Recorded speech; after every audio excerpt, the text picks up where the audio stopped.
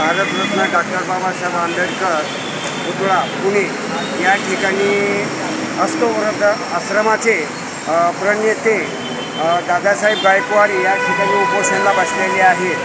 तर उपोषणाला हे ह्याच्यावर जे काही अटी वगैरे टाकलेले आहेत या संदर्भामध्ये ते या ठिकाणी उपोषणाला बसलेले आहेत. आज त्यांचा 26वा दिवस आहे, परंतु आणखी माननीय जिल्हाधिकारी साहेबांनी कसल्याही प्रकारची या ठिकाणी दखल घेतलेली नाही, ना येऊन भेट दिलेली नाही, ना विचारपूस केलेली नाही. आणि या ठिकाणी उपोषणकर्ते जे आहेत दादासाहेब गायकवाड त्यांची प्रकृती एकदम हलाखीची झालेली आहे.